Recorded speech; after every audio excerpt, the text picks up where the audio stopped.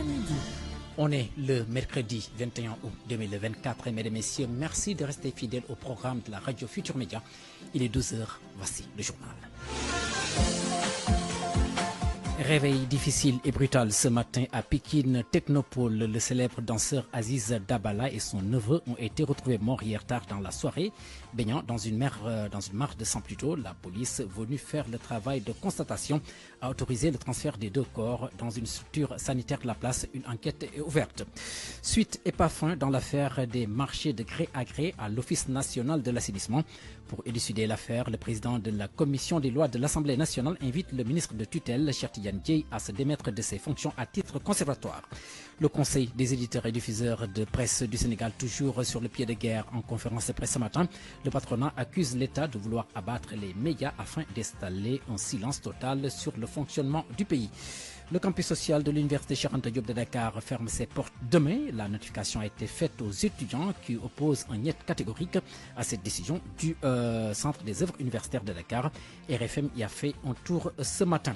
L'actualité internationale sera présentée par Anna Rocha. En sport, Malal Junior Diagne va revenir sur le succès et la qualification du Sénégal en demi-finale du tournoi préqualificatif au mondial de basket. La revue de presse sera également au programme, tout comme le journal du Magal, mais également le journal réservé à la sécurité routière.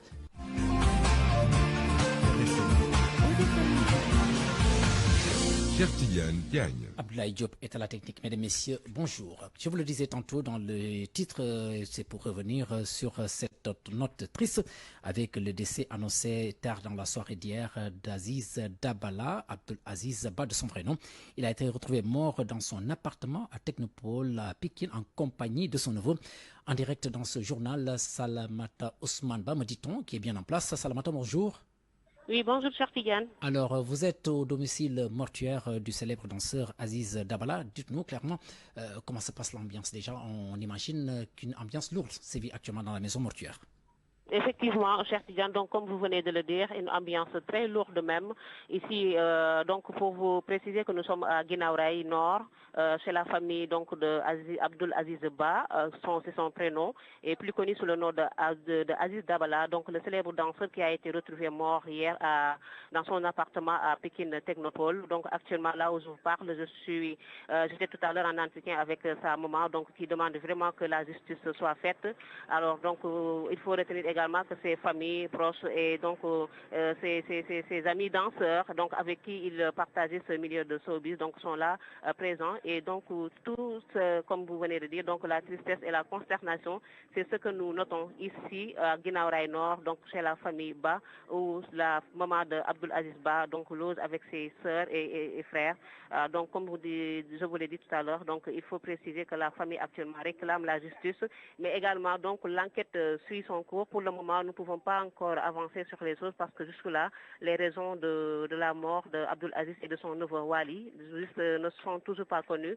Alors donc, la police est en train de suivre son enquête. Peut-être qu'on y reviendra bientôt dans nos prochaines éditions, cher Diane. Voilà, merci à vous, Salamata Ousmane Ba, donc en direct du domicile du célèbre danseur Aziz Dabala, plus connu sous le nom, plutôt Aziz Dabala, de son vrai nom, Abdul Aziz Ba, qui a été donc retrouvé mort hier, lui et son neveu, dans son appartement au Technopole de Pékin. Donc cela s'est passé dans la soirée d'hier et selon les informations, Aziz Dabala est décédé depuis dimanche. Tout cela sera élucidé en tout cas par l'enquête qui a été ouverte par la police. Toujours dans ce cadre, il faudra noter que l'artiste Sabel Dieng, la sœur de Momo Dieng et de Pama Dieng, se dit choquée, elle qui est proche en tout cas de ce danseur, elle soupçonne en tout cas un meurtre et réclame justice. Sabel Dieng souligne que le défunt danseur a joué un grand rôle plutôt dans sa carrière. Écoutons Sabel Dieng, des propos recueillis par El H. Ndiogoudien. On a débuté ensemble, on a partagé plein de choses. Aziz est une personne qui a beaucoup contribué sur ma carrière. Donc on a fait beaucoup de choses ensemble. Moi je dis que je ne m'imagine même pas en sur scène sans Aziz Dabala, que c'était une personne qui comptait beaucoup sur ma scène. Donc je peux dire que Aziz était une personne très pieuse, Donc, tu ne peux pas le connaître sans le fréquenter, je dirais. C'était une très bonne personne. J'ai le cœur meurtri parce que vraiment, c'est une chose qu'on ne peut pas concevoir. On ne peut pas concevoir l'insécurité dans ce pays qu'on tue les gens de gauche à droite. Tout ce que je peux dire, c'est de lancer appel à l'État du Sénégal. Donc, vraiment, c'est une chose qu'on doit bien veiller. Espérons qu'on va les retrouver. On va vite les retrouver. C'est ces personnes qui ont fait. Parce que moi, je pense que ce n'est pas une personne. Ce n'est pas une seule personne. 12 heures passées de 7 minutes. Merci de rester fidèle à la Radio Futur Média. RFM, la radio de toute l'actualité. Et cette polémique qui continue dans l'affaire des marchés de gré à gré à l'Office national de l'assainissement, révélée par l'ancien directeur général de cette structure, Cheikh Diagne, le député Moussa Diakhaté, président de la commission des lois à l'Assemblée nationale, demande la mise en place d'une commission d'enquête parlementaire. Il souligne par ailleurs que le ministre de l'Hydraulique et de l'Assainissement, Cheikh Tidiane Dièye, cité dans cette affaire, aurait dû démissionner à titre de mesure conservatoire. Écoutons Moussa Diakhaté, joint au téléphone par El Hadj Ndiogou Diène. Le président Abdoumbaou, président de notre groupe parlementaire, avait fait une question écrite au ministre. Jusque-là, nous n'avons pas encore de réponse. Entre-temps, l'ex-DG, Dr Cheikh Dièye, est sorti faire une conférence de presse en accusant nommément le ministre de ses agissements fallacieux. Alors, des éléments du ministère sont sortis hier pour essayer d'apporter des clarifications. À mon humble avis, beaucoup de Sénégalais sont restés sur leur faim. C'est tout le sens qui m'a poussé à demander la création d'une enquête parlementaire pour nous édifier sur ces situations-là. Parce que jusque-là, personne ne sait. Le ministre est accusé nommément. C'est pas le ministère. C'est la personne du ministre qui est mise en cause. Et jusque-là, il reste à fond. Et d'ailleurs, au-delà, en attendant cette enquête parlementaire, en attendant que la justice soit saisie, nous demandions aux autorités de prendre des mesures conservatoires par rapport à cette situation, parce que cela va au-delà même des marchés à gré. Dans une situation pareille, à l'époque, le ministre Mamadou Seck avait démissionné. Le ministre Cheikh Tidiane Dièye aurait dû démissionner le temps que les choses se clarifient. Parce que si vous avez suivi Dr Cheikh Dièye, il a parlé en posant sur la table des preuves. Nous attendons des contre-propositions ou des preuves annulant ou les preuves de Dr Cheikh Dièye, qui nous ont vendu le djubel djubunti. Nous demandons juste que la lumière soit faite sur la situation, comme nous avions demandé aussi que la lumière soit faite sur les eurobonds avec JP Morgan, comme nous avons demandé que ces soupçons au niveau du port soient clarifiés. Nous les suivons dans leur logique de clarification et de transparence. Vous l'avez certainement suivi, la sortie hier d'Ousmane Sonko, le président de PASTEF, Ousmane Sonko, qui n'a pas en tout cas raté l'opposition. C'était lors d'un live selon le Premier ministre selon le Premier ministre Ousmane Sonko. Cette opposition est pour trône et n'a qu'à descendre sur le terrain. L'opposition se désole et minimise de tels propos. Selon elle, la charge de gouvernance reste lourde pour Ousmane Sonko et ses déclarations sont une preuve. Elle ajoute par ailleurs qu'Ousmane Sonko manque de classe et doit plutôt dérouler son programme au lieu de passer tout son temps sur des futilités. C'est de Nourouba. Ousmane Sonko qualifie l'opposition de tous les noms d'oiseaux avant de la minimiser. Certains journaux sont largement revenus sur la sortie hier du Premier ministre. Réaction vigoureuse d'Alassane Cissé, membre de la conférence des présidents de Benno Bokk Yakaar. Nous avons assisté hier à un homme en désarroi qui n'a jamais combattu et qui se permet de tancer des chefs de l'opposition respectables. Sortir, insulter les gens, faire des menaces pour après ne rien dire alors qu'il a du travail. Donc, qu'il travaille et qu'il laisse les gens s'opposer. On s'opposera au moment venu. Ce n'est pas à lui de déterminer notre agenda politique. Thierno Bocoum, président du mouvement Agir, pense qu'Ousmane Sonko manque d'orientation et de vision et qu'en réalité, la charge de gouvernance reste lourde pour lui. Ousmane Sonko, manifestement, cherche une porte de sortie en mettant en avant des considérations politiciennes. Le fait de demander à l'opposition de débattre sur des questions précises alors qu'il n'a même pas décliné une orientation ni une vision. Il tarde à faire sa déclaration de politique générale. Il tarde à présenter le projet. Aujourd'hui, il demande un débat sur des questions précises. C'est quand même contradictoire et c'est de la pure diversion en fait. D'après Moussa Sarr, porte-parole de l'ALD, Ousmane Sonko a sûrement oublié pourquoi la majorité a voté pour la coalition Diomaye Président. Ousmane Sonko a tendance à oublier, c'est pourquoi les Sénégalais ont voté pour eux. Les Sénégalais ont voté pour eux pour qu'ils combattent la pauvreté, l'immigration clandestine, bref, qu'ils respectent les engagements qu'ils avaient souscrits auprès du peuple souverain. S'il continue à s'en prendre à l'opposition, c'est qu'il fait fausse route. Des opposants qui demandent à Ousmane Sonko de se ressaisir et surtout de faire preuve d'un Premier ministre qui incarne le charisme et la classe. RFM 94.0, la radio en puissance. À 12h passées de 12 minutes, direction l'université Cheikh Anta Diop de Dakar, où les étudiants sont invités à quitter le campus social au plus tard demain. Une décision qui n'est pas sans conséquence pour les pensionnaires déjà sous panique. Constat dans ce reportage de Mokal Soumli. Devant la grande porte de l'université Cheikh Anta Diop de Dakar, bagages en main, des étudiants s'apprêtent à quitter les lieux.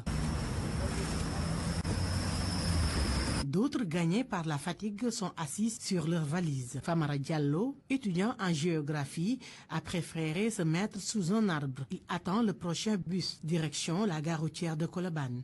Il doit rejoindre son village natal de Kolda. Il est fou de rage. Ils n'ont pas réfléchi par rapport à la situation des étudiants. Vu que si on ferme le campus demain le 22, il y a d'autres étudiants qui continuent leur cours. Il y a certains même qui n'ont pas amené leurs bagages. Ils nous ont dit d'amener nos bagages. Donc on ne peut pas ranger tous nos bagages en espace de 24 heures. Ça aussi, c'est un problème, quoi. Donc il fallait encore réfléchir à la situation pour pouvoir arranger les étudiants. Bailo Diallo est accompagné de son ami Ibra. Eux traînent laborieusement 2 valises de 23 kilos chacune. Les 2 étudiants rentrent au Bercail, la mine députée, et pour cause. Mais il y a des gens qui doivent faire des concours PASTEF.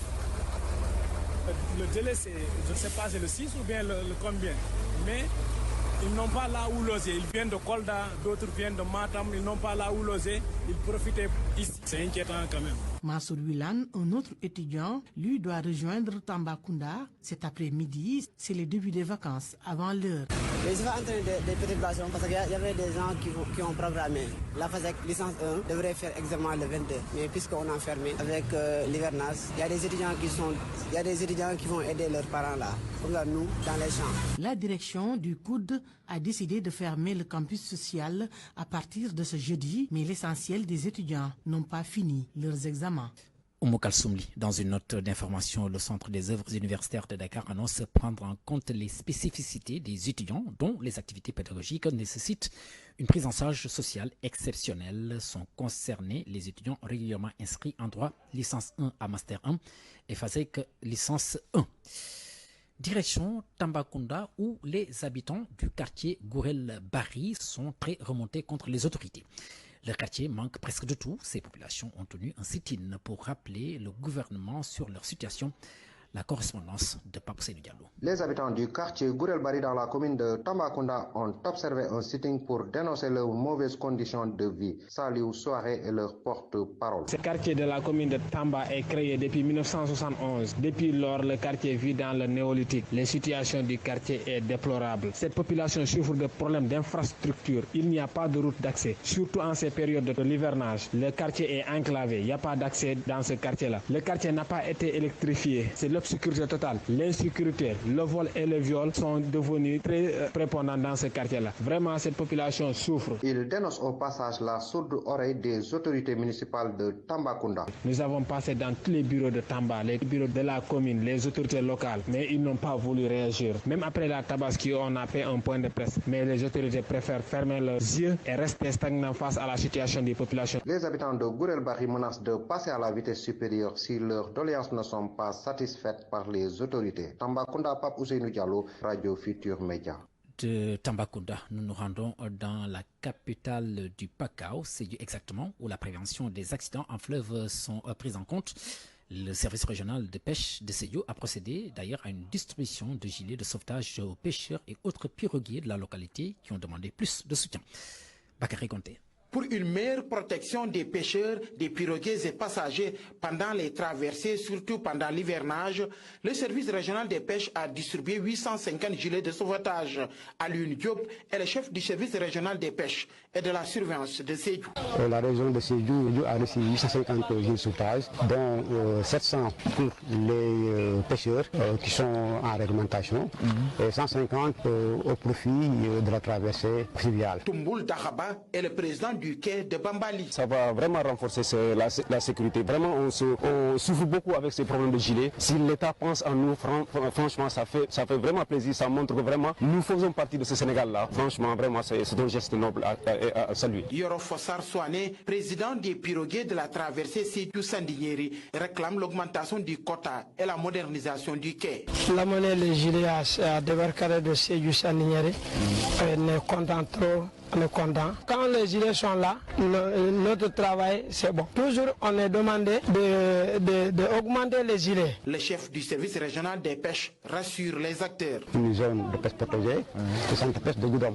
Donc ça sont des projets vraiment qui sont pour la maturation. Mais il y a aussi dans le cadre même du projet de gestion de ressources naturelles, nous avons aussi le plan d'aménagement de la crevette. Donc dont la région Sédhiou va jouer un rôle important parce que l'essentiel de la crevette qui va à Ziguinchor provient de Sédhiou. La région de Sédhiou est entourée par des cours d'eau. Au total, on enregistre 22 points de traversée. Ces piroguiers attendent avec impatience d'autres dotations pour assurer la sécurité des passagers pendant les traversées.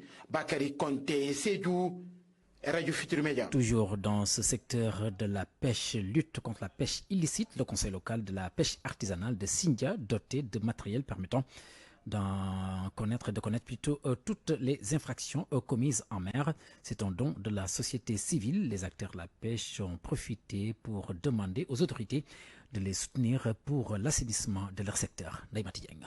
Pour lutter contre la pêche illégale, non déclarée et non réglementée, la Fondation Justice Environnementale octroie du matériel de surveillance nécessaire au Conseil local de pêche artisanale section Sindia.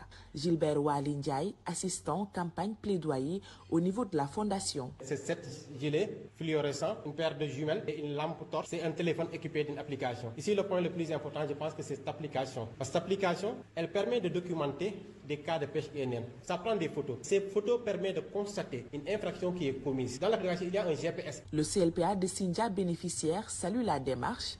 Diane Ndiaye, inspecteur des pêches à la direction de la protection régionale des pêches. On essaye d'équiper l'acteur surveillant en lui donnant des gilets fluorescents qui indiquent effectivement le site d'appartenance d'abord. On a mis CLPA Sindia Sud. Il y a également le problème des jumelles qui leur permettent de voir très éloigné en mer. L'impact, il y aura également que tous les arraisonnements ou bien toutes les infractions qui seront constatées dorénavant ne pourront pas être contestées. Ces pêcheurs montent la garde fréquemment en mer, mais n'interfèrent pas dans la lutte contre l'immigration clandestine, même si c'est un phénomène qu'ils dénoncent. C'est une précision qu'ils tiennent à apporter. C'est un autre volet quand même qui n'est pas extrêmement pris dans le cadre de la pêche. Mais nous avons quand même des éléments qui sont en mer qui s'occupent de ça. Et c'est les éléments de la marine nationale. Naïmati Dieng, Mbour, Radio Futur Média. De l'autre côté de Kaolack, la préoccupation est autre puisque le poisson se fait rare, l'hivernage en cause. Les ménages ressentent les contre-coups avec les prix qui grimpent. Fatumbo. Des étals quasi vides, des tas de petits poissons exposés en plein air au marché poisson. Ici, la raréfaction du poisson est passée par là, une situation constatée à chaque hivernage selon les vendeurs et clientes trouvés sur place.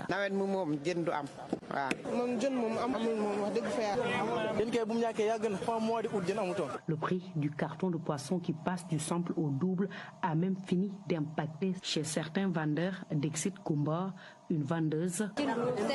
Le poisson se fait rare actuellement, ce qui est préoccupant, voire même difficile pour nous les vendeuses. Le prix du carton nous revient à plus de 100 000 francs. Et pour dire vrai, on s'en sort même pas.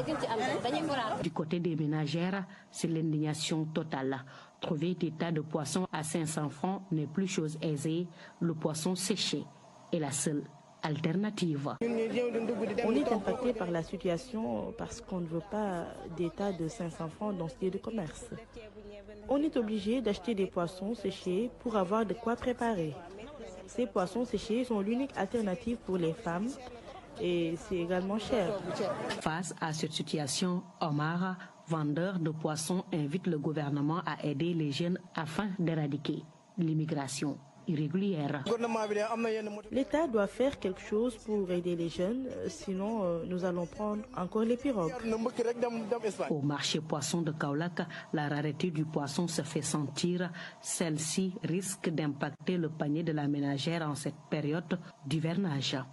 Fatoumou Kaolack, Radio Futur Média. L'actualité internationale.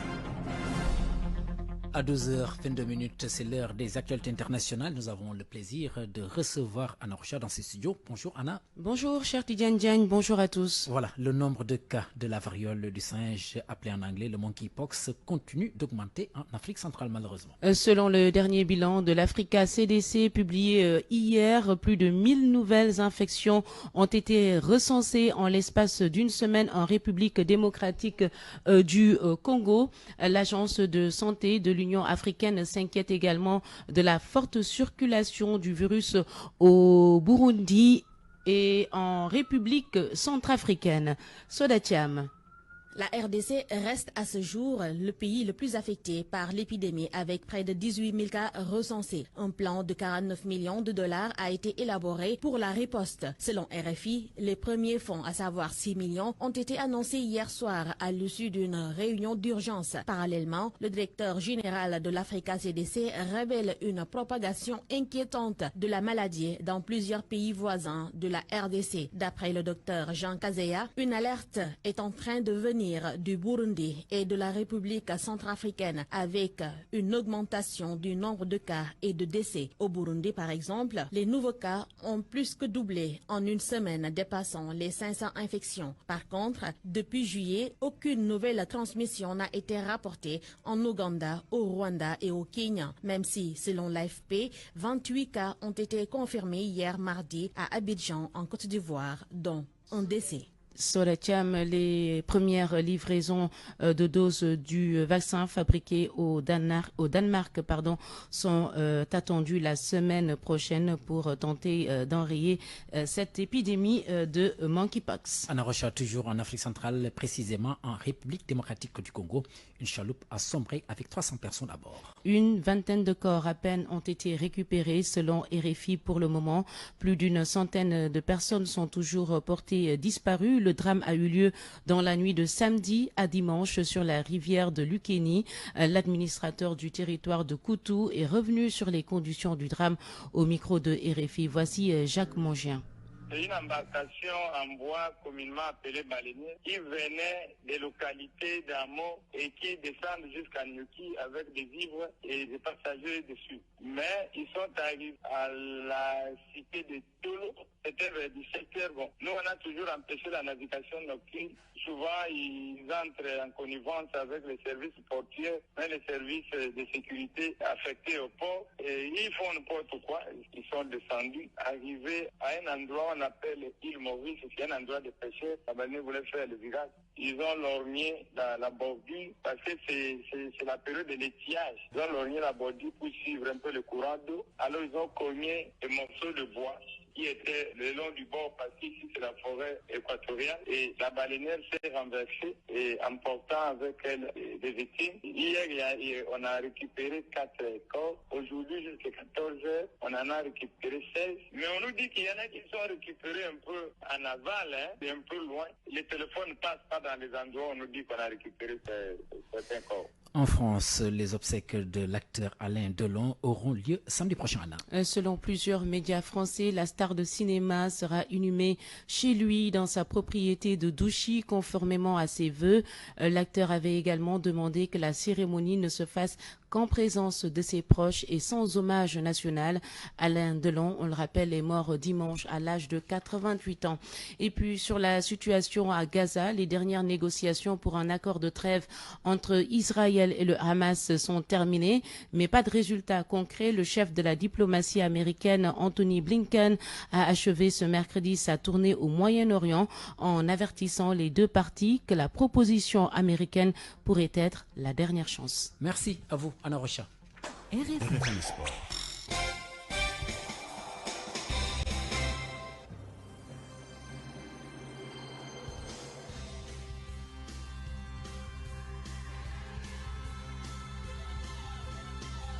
À 12h26, nous accueillons Malal Junior Diagne pour les actualités sportives. Malal, bonjour. Bonjour, cher Tidiane. Alors, nous entamons avec le tournoi de basketball, ou alors vous dites la Ligue africaine des clubs champions. Oui. Alors, le football. Oui. Le champion du Sénégal doit finir le travail. Après un match nul, 1 but partout à Abidjan, devant le stade d'Abidjan le week-end dernier, les Rufisquois doivent recevoir à Thiès, au stade Lat Dior, l'équipe ivoirienne pour donc cette phase retour du premier tour préliminaire de cette Ligue des Champions. Selon Hubert Mbeng, après un bon résultat à l'extérieur, il va falloir être appliqué, concentré pour finir le travail et décrocher la qualif pour le prochain tour. Hubert Mbeng, que nous écoutons. Un match nul avec but à l'extérieur, c'est indéniablement un bon résultat. Donc le 1-1 de Teungueth FC à Abidjan est bon à prendre. Maintenant, c'est également un score qu'il faudra confirmer au match retour parce que c'est un score qui peut être un score piège parce qu'à 0-0, évidemment, c'est Teungueth FC qui est qualifié. Ça veut dire qu'au coup d'envoi, Teungueth FC tiendra la corde. Tant que le score sera à 0-0, Teungueth FC ne sera pas à l'abri. Ce qui veut dire qu'il faudra peut-être marquer très tôt s'il le faut, pour que l'adversaire soit véritablement en mauvaise posture. Donc ce qu'il faudra éviter, c'est de trop s'engager, de trop se découvrir. Il faudra être patient également. Si on marque très tôt, ce sera toujours bon à prendre, mais il reste qu'il ne faudra pas se découvrir. Donc patience, mais également efficacité devant, parce que c'est ce qui avait manqué à Abidjan. Le FC s'était offert des possibilités, mais n'a pas été très efficace. A précisé Malal que le Giraffe également représente le Sénégal en compétition interclub, mais en Coupe de la Confédération. Le Giraffe qui a réussi une bonne mission, c'était le week-end dernier, et c'était face à une équipe sierra-léonaise, match remporté par les Médinois sur le score 2-0. C'est bien cela. Le match retour est prévu dimanche au stade Lat Dior toujours. Les Médinois ont l'avantage d'avoir un but. Il va falloir maintenant concrétiser, mettre 2 autres buts. Tout à fait. Donc les supporters sénégalais après le Magal doivent tous rallier le stade Lat Dior le samedi et le dimanche pour pousser nos clubs à passer ce premier tour. Message entendu Malal. Et puis nous enchaînons avec le basketball, le tournoi de Kigali. Il s'agit du tournoi de préqualification à la prochaine Coupe du Monde. Le Sénégal vise désormais la finale. Après la qualification pour les demi-finales suite à la victoire des Lions hier sur l'équipe du Brésil 69-59, les joueuses du Sénégal ont réagi après les 2 succès, mais également elles se sont prononcées sur ce qui reste à venir dans cette compétition. Sodetiam. Après un début de match poussif, les Lions ont répété le même schéma que face à la Hongrie, avec une bonne défense pour rattraper puis devancer les championnes d'Amérique du Sud. En dehors de Ciara Dillard, MVP de la rencontre avec 19 points, et Njamba Khan, meilleure rebondeuse avec 11 rebonds, Madji Gensen aussi a été l'une des pièces maîtresses de cette victoire avec 13 points et 8 rebonds. On s'attendait à jouer un match difficile parce qu'on savait que le Brésil avait déjà squatté nos vidéos, surtout face à la Hongrie. On a déjà su répondre et on s'est dit que ce match était à notre portée. Ensemble jusqu'au bout, c'est ce qui nous a permis de gagner. La capitaine Yacine Diop, qui a inscrit 11 points et 6 rebonds, magnifie le comportement de ses coéquipières, sans oublier la philosophie de jeu du sélectionneur Otis Ogley. Le coach insiste beaucoup sur la défense. C'est sa philosophie de jeu. Nous, de notre côté, on l'a bien adopté. Dans les vestiaires, on s'est dit qu'on va tout faire pour remonter cette équipe brésilienne qui nous a quand même causé beaucoup de problèmes lors du premier quart-temps. Mais alhamdoulilah, on a pu obtenir la victoire. La reine du championnat national, Madji Gensen, va dans le même sens. C'est des deux côtés, philosophie coach Bila.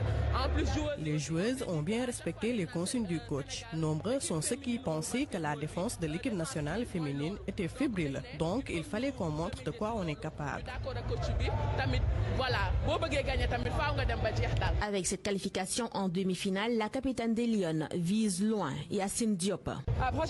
Ouais, on va jouer le 3e match contre les Philippines et on va se donner à fond. On espère vraiment remporter ce tournoi. En attendant les demi-finales, le Sénégal va rencontrer les Philippines ce jeudi à 9h GMT.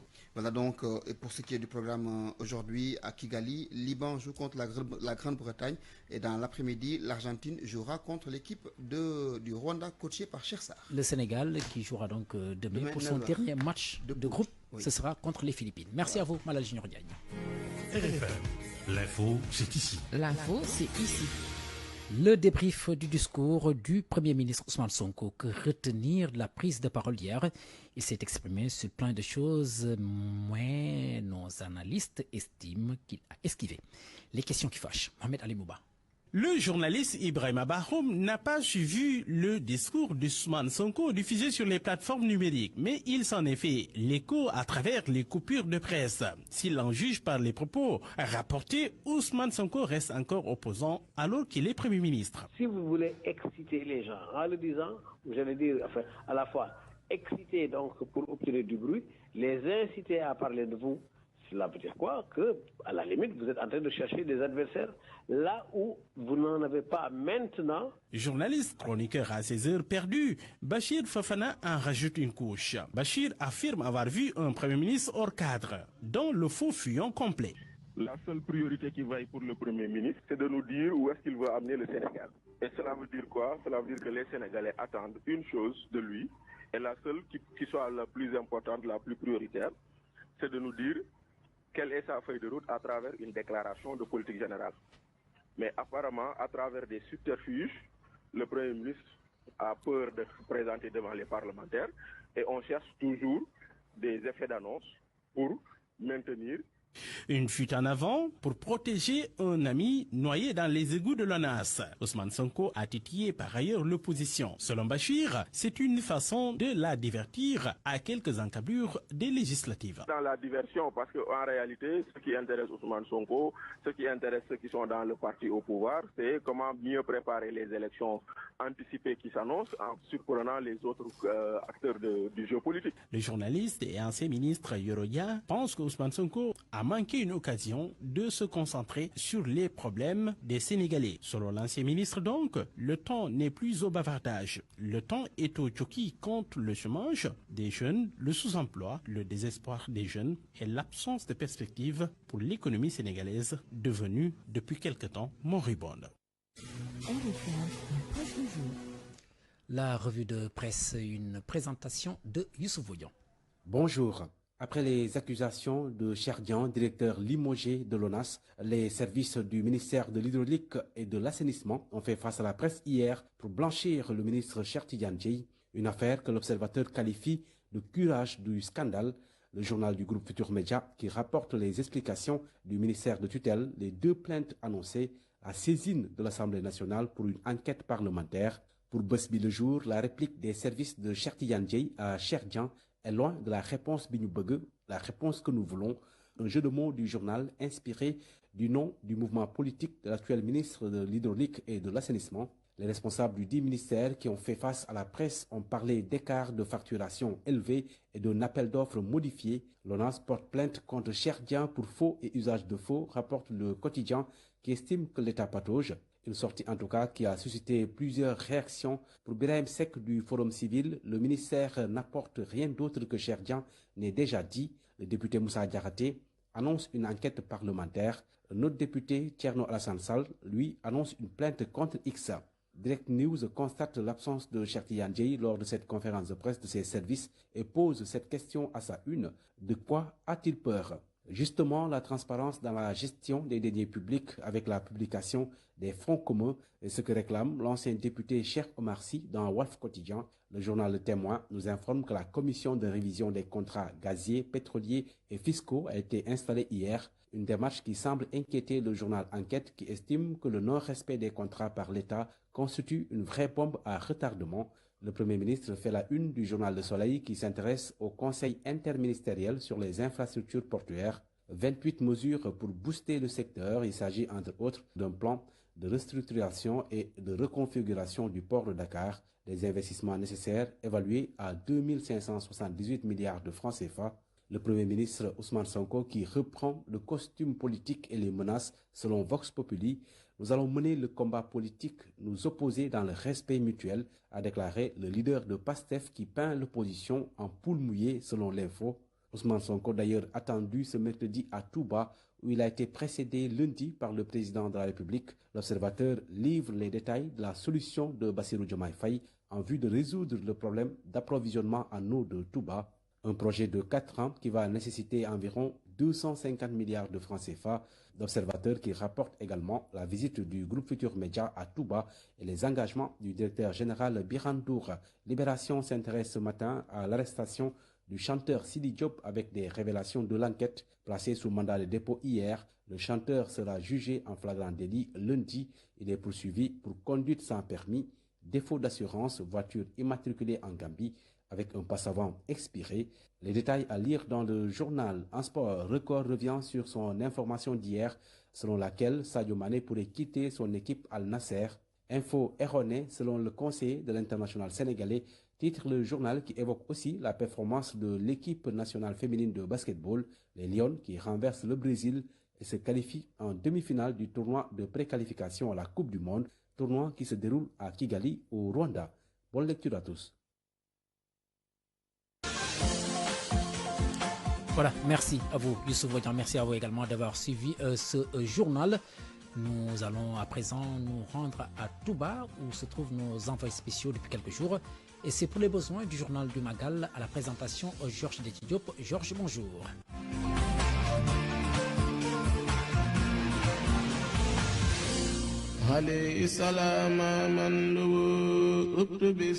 Commandez sur Soumari et faites-vous livrer en moins de 24 heures partout à Dakar et 48 heures partout au Sénégal. Soumari.com est une entreprise de vente en ligne créée par de jeunes Sénégalais. Soumari.com moo leen di ñaanal màggalug jàmm di ñaanal Serigne Mountakha Mbacké mu yàgg fi lool te ànd ak wér. Ak Soumari jaay lu yomb saa su ne te wóor. Merci de nous rejoindre ici à Touba et Mbacké. Mesdames, Messieurs, bonjour, le journal du Grand Magal. À 2 jours du Grand Magal, les talibés continuent de rallier la capitale du mouridisme et en masse. Les embouteillages, la cherté du transport, les défauts des conducteurs sont entre autres difficultés rencontrées par certains talibés en cours de route. Certes, ils ont trouvé une cité religieuse sous les eaux, mais ils sont très heureux, très contents de venir encore assister au Grand Magal. Le reportage est signé Serigne Saliou Seck. Cette jeune fille est venue de la capitale du rail. Malgré beaucoup de difficultés rencontrées sur le chemin, elle est heureuse. Je suis très émue car je sens déjà l'affluence du Magal. Il y a de l'ambiance et les talibés sont déjà présents. En tout cas, je suis très contente. Bon, je demande juste aux chauffeurs de rouler doucement, mais aussi de diminuer les tarifs des transports car c'est très cher. Saliou Ndiaye a quitté Saint-Louis ce matin pour rallier Touba. Il demande aux chauffeurs d'être prudents et conseille aux talibés de venir très tôt parce que le trajet n'est pas facile. Oui, je viens d'arriver, alhamdoulilah, et je lance un appel solennel à la prudence à l'endroit des chauffeurs. Ce que j'ai vu sur le chemin est anormal, qu'ils roulent doucement. Les Saint-Louisiens sont déjà en route. Je conseille les autres talibés de faire de même.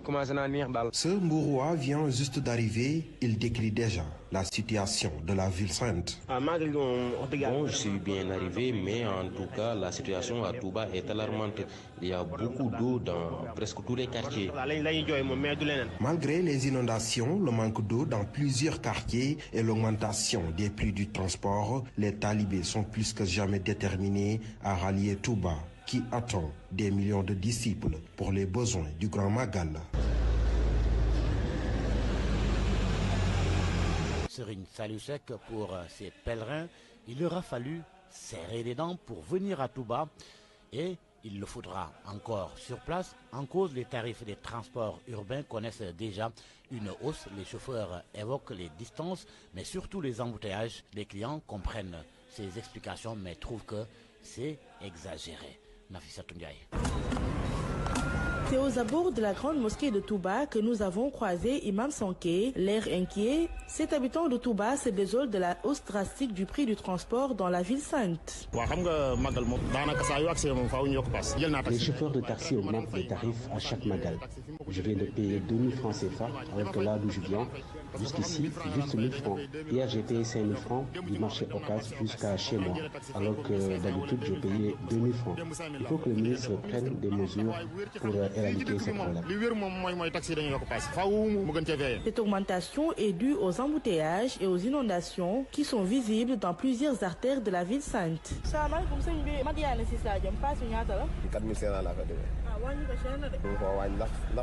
Modou Ndiaye, chauffeur de taxi. Parfois, les clients ne disent pas exactement là où ils vont. Et cela peut causer des malentendus.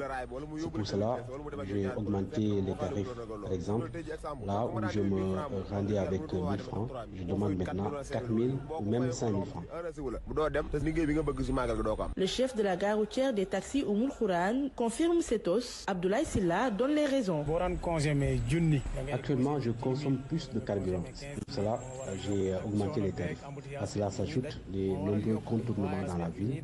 Donc, nous avons doublé les prix malgré nous. Aussi, les tarifs dépendent des zones. Parce que si je suis 10 000, si un client qui me 3 000 ou 2 000, je ne gagne pas. Parce que si je suis témèr, je vais faire 1000 francs, je ne vais pas 2500, ça dépend. À chaque Magal, le coût du transport flambe. Les habitants et les pèlerins plaident pour l'aménagement d'autres infrastructures routières dans la ville sainte de Touba pour la fluidité de la circulation. Le manque d'eau à Touba, on en parle encore, mais cette fois-ci, c'est la haute autorité du WACF qui a mis à la disposition du comité d'organisation des camions citernes d'eau. Cette initiative vise à soulager les populations durant la période du Magal. Abdoulaye Diakhaté, responsable de la cellule juridique du WACF, au micro de Papa Yao.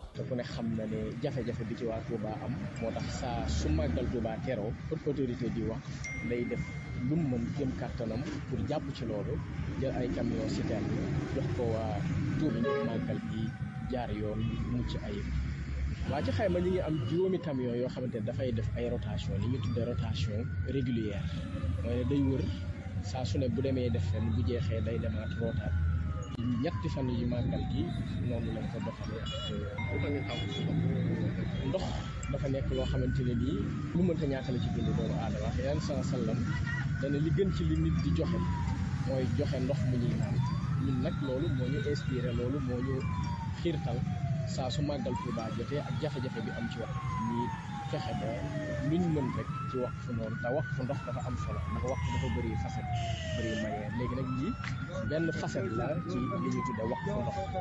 L'heure de notre rubrique découverte. Nous poursuivons notre balade dans Touba. Ce mercredi, Youssouf Bodian nous fait découvrir le premier cimetière de Touba, fermé depuis novembre 2013. Le portail principal franchi, nous tombons sur le vieux Ousmane Gom, qui veille depuis plus de 20 ans sur un des nombreux mausolées de ce cimetière centenaire. Ici, il y a le mausolée de Serigne Bara Mbacké. Là-bas, il y a celui de Cheikh Ibrahima Fall. C'est le plus grand. L'autre, c'est celui de Serigne Abdou, Borom Derbi. Il y a Sokhna Fatou Dia, l'aîné de Serigne Touba. Il y a également Serigne Massamba Mbacké et Serigne Bal Thioro, des frères cadets de Serigne Touba.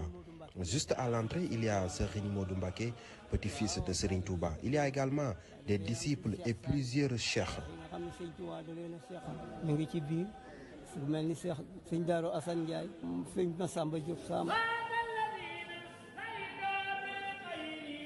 À une dizaine de mètres plus loin est érigé l'imposant mausolée de Cheikh Ibra Fall, un des fidèles compagnons de Cheikh Amadou Bamba. Moussa Cissé est parmi ceux qui s'occupent de cet endroit qui attire beaucoup de visiteurs. C'est Serigne Modou Anta Fall qui l'a construit en 1993 sur demande de Serigne Saliou Mbacké. J'étais parmi les ouvriers. Nous recevons beaucoup de visiteurs. L'argent que nous collectons ici est remis à notre khalife, qui le remet au khalife général des Mourides Serigne Mountakha Mbacké. Cheikh Ibrahima Fall avait souhaité continuer à servir Serigne Touba même après sa mort. C'est ce qui est arrivé. Situé à l'est de la Grande Mosquée, le premier cimetière de Touba abrite plusieurs mausolées, mais aussi des tombes de disciples anonymes. Selon les informations recueillies sur place, c'est Sokhna Aminata Lo, première épouse de Cheikh Amadou Bamba, qui a été la première femme à y être inhumée, alors que du côté des hommes, ce fut un certain Moustapha Maron en provenance du Djolof. Youssouf Bodian, merci. Cet après-midi à 17h au commissariat spécial de Touba, conférence de presse de la police nationale, il sera question du dispositif mis en place pour la couverture sécuritaire du Grand Magal de Touba. C'est la fin de ce journal du Grand Magal. Merci de nous avoir suivis. Excellente suite des programmes sur Radio Futur Média. Commandez sur Soumari et faites-vous livrer en